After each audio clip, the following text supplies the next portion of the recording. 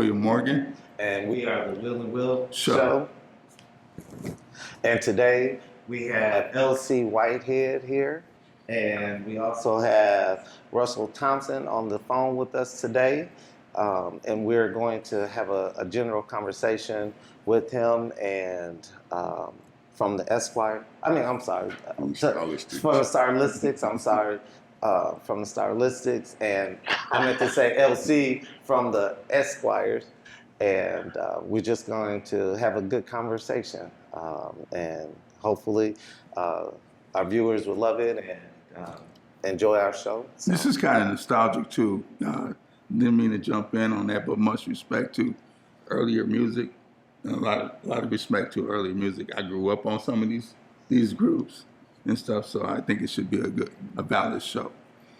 Yeah. Alrighty. So Russell, let's get started. And one of the questions, I guess, won't you give us a little background in regards to how you got started? Well, I've been singing all my life, but in 1968, we formed a singing group that was in Philadelphia to do a talent show. And we won the talent show in 1968. And we went on as a group called the Monarchs. Mm-hmm. But in that same year, the Monarchs and another group that was in their talent show called the Percussionists lost both members. And an English teacher in the high school where most of the guys went to had the idea of putting both the groups together, the Monarchs and the Percussionists. And a guitar player that was in one of the groups had the idea of using the name the Stylistics. I was in the Monarchs, we wanted to keep that name, and the guys in the Percussion wanted to keep theirs, but it seemed like that Stylistic, it really stuck. And that started in 1968. Oh, okay. Was there, in regards to like any backlash from any like the groups, merging? Not really. We knew what position we were in, and the Monarchs won the talent show, and the Percussions really wanted to keep going. They only had 2 members left, and Monarchs had 3. So it seemed like a perfect fit to put us both together. Okay. Who were like the writers that did most of y'all writing? Well, during that time, we weren't a recording group. Stylistics first started out working with people here in Philadelphia doing talent shows. And after the talent shows, we started working locally in the clubs here in Philadelphia. And we weren't even thinking about doing no recording. We were just starting out. I was only about 17 years old. Oh, wow. And my mother knew a guy who owned a nightclub here in Philly, and he let us come in and audition for him, and we did well, and next thing I know, we was working there almost every weekend. Oh, wow. Man, y'all really played. Yeah, and then after working there in the clubs, we started doing cabarets and working other clubs here in Philadelphia until a guy saw us and had the idea of wanting to take us into the studio. And that was about a year or so after we had got together, and we recorded a song called "You're a Big Girl Now." And after "You're a Big Girl Now" came out, that's when we started traveling a little bit up and down the East Coast. We started working in different areas, New York City, New Jersey, Philadelphia, Delaware, Maryland, and Washington, D.C. So when did y'all get your actual first big hit? Like, that was it. Oh, okay. That is a song called "You're a Big Girl Now." We had just graduated from out of high school, so some of the guys, got jobs, and a couple of guys went back to school locally, and our manager at the time got us a job in Newport, Rhode Island, and said that we have to go up to Newport. We had to make up our mind, either we're going to quit our jobs or we were going to quit our jobs and go to Newport, Rhode Island, or either, stay in Philadelphia and keep working locally. We made our mind up that we would probably, let's try going up to Newport, Rhode Island. We were fresh out of it anyhow, so we quit our jobs and quit school and went up there. Okay. And it was a 2 week engagement. So while we were there, our families came up to see us. And when they came up to see us, they said, that record y'all recorded, they starting to play it every day in Philly. So y'all got a hit. So when we came back home from Newport, Rhode Island, that's how it all started. That was our very first hit. And they started playing it in Philadelphia. And they got to pushing it out and putting it in other places, and it finally, like I said, made it to New York, Washington, D.C., in that area where we lived at. That expanded our working area. Okay. Yeah. Wow. So that's how, that whole recording thing started. And the story advanced from there was after Your Big Girl Now became such a big hit, a nationwide recording company by the name of Afro Embassy Records picked us up. And they told me, they said, Russell, on Monday I want you to go down to one of the buildings here in Philadelphia. And that's when I met Tommy Bell. Wow. Okay. And Tommy Bell did our very first album, and our very first single after Your Big Girl Now was Stop Looking Listen. So that stopped you from doing all that bar hopping, huh?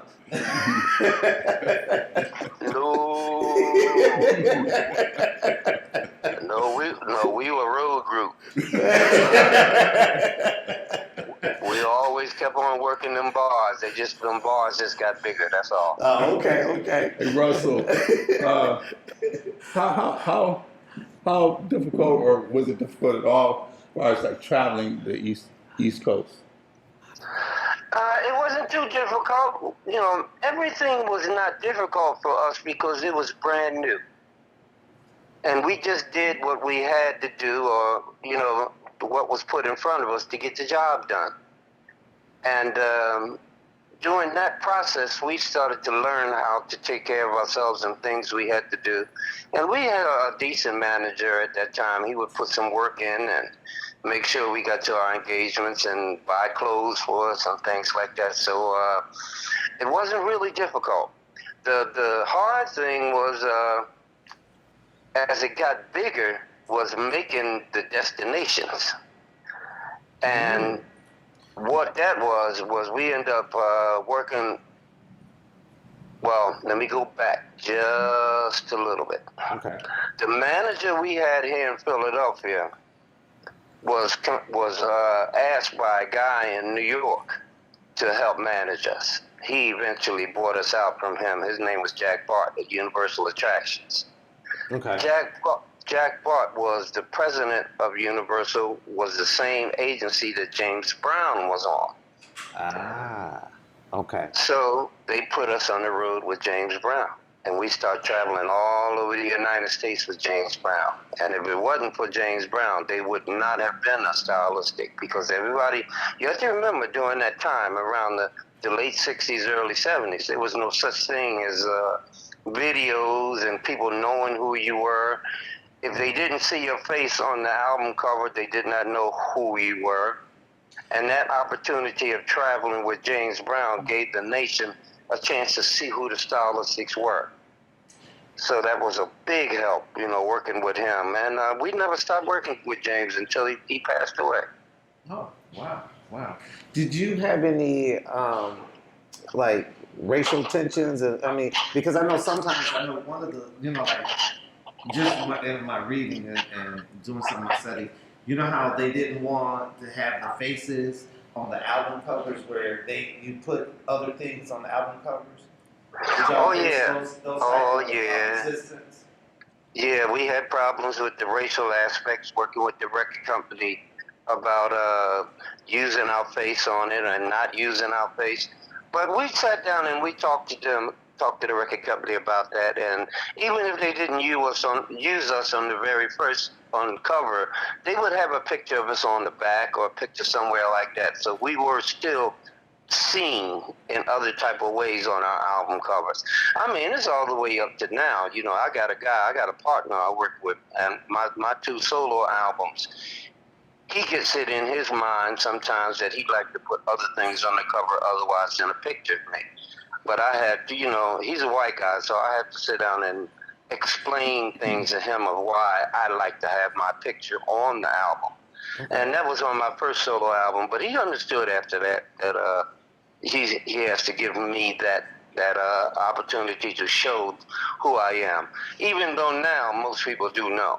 Right. Mm-hmm. Wow, that's interesting. Very, very interesting.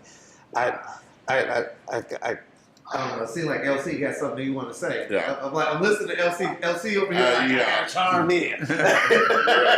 What I wanted him to necessarily ask you, Russ, is approximately how many hits that came off of that first album? Because I remember that album distinctly, and I know what is that? Bet You By Golly Wow, all of them.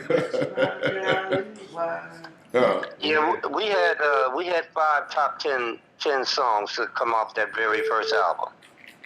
Okay, that's what. Yeah. Mhm. Wow. Nah, And I think it was Stop Looking, Listen, You're Everything, Bet You By Golly Wow, Stone in Love with You. And then some of the back hits, some of the back songs were also hits, but not, as far as sales are concerned. People like songs like People Make the World Go Round and some of them Peekaboo, Payback as a Dog, some songs like that also were, got a notification also. Right. Yes, those are some beautiful hits. yeah. Beautiful hits. Yeah. I was thinking about it and going back. I was thinking about my mom over here, dancing to some of, making me dance with her on some of these songs. Oh, okay. Call them baby boomers. Yeah. Yeah, Russell. I got another question. Because when I was on tour with the Thames and the Esquires, when we talked backstage, the time that it was in Chicago, there. You remember when we talked? Now you were saying. Now I was wondering, just off the tip of the head. I know we was running like sometimes 4 or 5 shows a week. Did that ever happen to you? You run that your label had to tie it in for 4, 5 to 6 shows a week. Oh yeah, when we first started, we were working constantly. In fact, that tour that we went on with James Brown, the very first one was the day after I got married, and that was like 35 one-nighters. Because back then James Brown just worked all the time. He wasn't just called the hardest working man in show business. He was, and all of that helped us get stronger and stronger, and we worked a whole lot of. We would work every time we'll come in. Like you was talking about working in bars. We work anywhere. Well, since you said, James Brown, apparently he put a lot of influence on y'all working hard. Oh, yes, he did. Yes, he did. That's why I'm 72 years old now. I only work weekends, but I work whenever the work come in. Okay. Hey. Yeah. As they say. Now, this was one of the things that I was informing the guys that when we were out on the road, we did a thing with Smokey when they had that review. They used to have a review with Smokey, Gladys, all of them. Temptation Review. They had all of them together. And I saw him when he came to Philly. Is that right? Yeah. Was he there recently? No, when I was a kid, the Oh. Motown Review came to Philadelphia. Yeah. Wow. Okay. Yeah. Okay. The Motown Review came to Philadelphia when Stevie Wonder was 12 years old. Yeah. Stevie is a year older than I am. I saw that tour. Wow. Uh-huh. I lived around the corner from the Uptown Theater. The Uptown Theater was the same thing like the Apollo set in Philadelphia. Yeah. And when all the shows came to the Uptown, we were breaking our necks to get there to see the shows. And they had a show when I was a kid that we could go see at the Uptown Theater. It only on Friday cost 50 cents. Wow, 50 cents. I wish I could go to a show that was 50 cents instead of paying $400-500 almost for a show. I'm glad that you can. More money in the pocket. You know, but you know, one of the things that I was telling them, and they was laughing at me.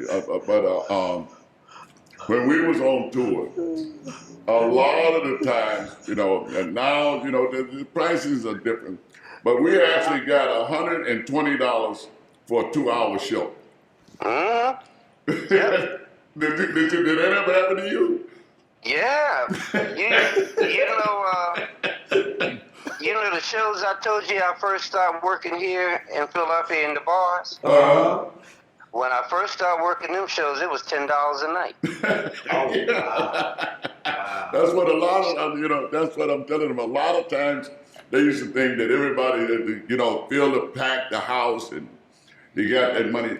Because I know at one time, Johnson, our manager, had told us, said, hey, we don't want you to pay us $120. Just pay us for the door. We'll take the door. Wow. You ever recall that? Yes, I worked for the door also.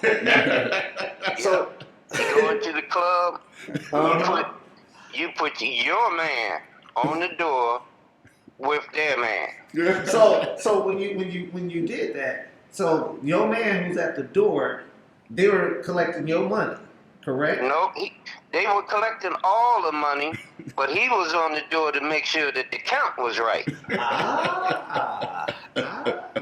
Okay. So at the end of the night, when we was counting the money that's supposed to go to the club and the money that was supposed to go to me would be right. Okay. Hey, Russell, quick question. It's like, I know you said when you were starting out, there wasn't much far as your group is in terms of looking at far as contemporaries or whatever. I mean, but did they have like maybe blues artists or earlier musicians that you might have looked up to or might have been listening to that could have drove your music in any way? Well, I listened to everyone because, you know, my father was a singer, so we had a lot of records and music all in the house from the time I was first born. So I had a chance to listen to their music. You know, unlike now how young people don't like to listen to old people's music. Right. We love to listen to old. My mother's music was my music. I still sing that music now. I've had a chance to sing them songs that was back in them days with jazz bands and stuff like that on my own, because I work on my own, not just with the group. And my first one that I ever fell in love listening to and I started learning from was I started listening to Frank Sinatra and I started listening to Dionne Warwick. And between the two of them, I started forming my own ideas of what kind of music I would enjoy, and learning my phrasing and learning how to use my falsetto and use my natural voice by just listening to them, unknowing that I was exactly training myself to do what I was going to do later on. Wow. So since you said your mom, who was her favorites? Oh, my mother loved the Billy Ecksteins. She loved Johnny Hartman, Sarah Vaughan, Ella Fitzgerald. Most of the ones from that era. Okay. Gloria Lynn. Oh, it was so many. And I still listen to their music now. That's the music I first grew up listening to, and I still listen to it now. When I was a kid, my uncle, I shared rooms with him, and he was, I guess, about 5 years or so older than I am. And he used to have his records in the room, and he used to tell me, "Don't touch my records, I'll kill you." That sounded like my uncle. And the records that he loved became my favorites too. He had Johnny Mathis and he had Ray Charles. Oh wow. Okay. Yeah. That's good. Well, that But I didn't get into R&B sounding music until a little later. I started listening to the white boys like the Four Seasons. And listening, because they were falsetto singers, the Four Seasons and the Beach Boys. Yep. They all had that falsetto voice that I loved until Motown came. Mm-hmm. And Motown turned my world around. When the first time I heard Eddie Kendricks and I heard Smokey Robinson, I said, I can do that. That's the music I can do. And it was around that time that the Delphonics and what's his name, Eddie Holman, came out here in Philadelphia. Okay. And they were falsetto singers too, and I loved listening to them. And it was a group out here in Philly called Lee Andrew and the Hearts. And Lee Andrews' son is Questlove. Oh, okay. But this was long before Questlove was born, because I'm older than him. But Lee Andrews, I love listening to Lee Andrews, and I started forming myself from listening to that type of music. So I looked up to a lot of people. Okay. Did the industry itself try to push you in a certain direction? Like when you first started off, as a group, did they try to say, okay, hey, even though you were falsetto, did they try to say, we're gonna kind of make you go in this direction as far as a group? No, because it was the other way around. I could sing, and even now I can sing the songs in my falsetto. I can sing them in my natural voice.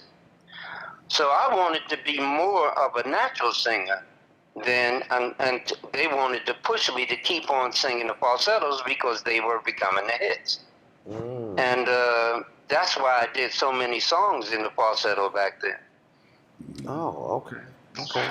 But record companies, once they get a formula, once something starts to work, they want to stick with it until they can wear it out. Right. They don't have no feelings for you, talking with what you feel like you want to do. Well, I want to go in this direction. In the beginning, they tell you, look, if you go where we tell you to go, or you're not going to get no record company. Work with a record company. It's only after you get a certain amount of power that they're afraid of losing you that you get to tell them, well, I don't want to sing that song that you're giving me. Bring me another one. But I never had to worry about that because they put me with Tommy Bell. Okay. And Tommy Bell was making hits. And anything Tommy Bell gave me, anything he gave me, I wanted to sing.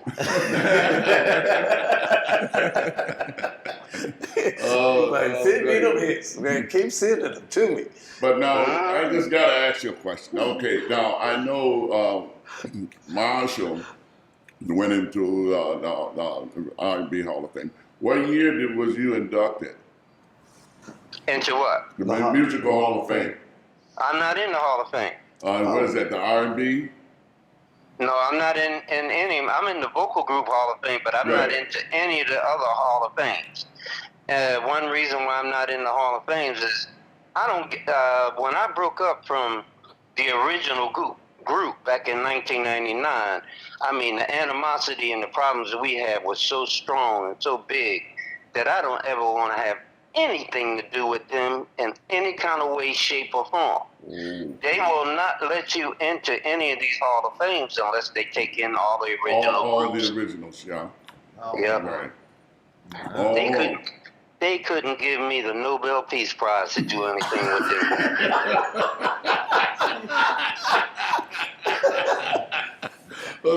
So they couldn't get- Nope. Oh, Lord,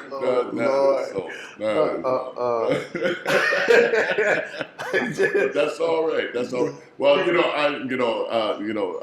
I have some insight on the issue that y'all took place. I think that was when me and Marshall and Wake was talking about that, and we sort of said, "Oh, geez, that was a total disaster." But, Yeah. but the thing about it, we all work around I those was- issues. I mean, the same way with the Steelers that I had. It was just a family quarrel all the way through, man. It was just no working together with that, You know, the night that I quit the original group, I quit the group I was on stage in St. Louis. When I went back to the hotel, came down to the restaurant, and I was sitting there with Squirrel from the Charlottes. Mm-hmm. And me and Squirrel, we talked almost all night long. We just sat there, and he told me, he said, them problems that you're having with that boy in the group. He said, Eugene and Marshall used to have the same problem. Yes, sir. Oh, wow. Yes, sir. Wow. Eugene quit. Yeah. Yeah? Yeah, Eugene quit and went solo for a moment there. You remember when, Yeah. I remember. Yeah. I remember everything about the Charlottes. The Charlottes was our biggest competition. I was telling him, I was telling him that one of their biggest hits, Toby, and he was laughing at me. I said that was about you. That was about Eugene. No, his little dog he had. So before we tell us a little bit more about that, because What's that? about the dog, about Eugene, and about the poodle. dog. You remember that poodle that he had? I don't remember him, the dog, personally. I just remember hearing that the song was about a dog. Yeah, it was about that old poodle that bites you when he leaves the room. You know what he used to do, Russell? We used to go over there, and the thing about it, he would tell it, Toby, get over here and sit down. And he'd get over there and sit down. Soon as he'd leave the room, he would tip up to you, grab your pants and go to she got to do it about that. Say, that dog bite my pants one day, and I had just paid $25. At that time, $25 was a lot of money. I can remember, I must have been about 20 years old, about 20 years old. And I had never heard of the Charlottes, because they were in the Midwest, and I'm from Philly. So I was in the bathroom getting washed up, and the radio was on. And I heard this song. I think that's when they had Old Girl Just Came Out. Mm-hmm. And I remember thinking to myself, who in the hell is this?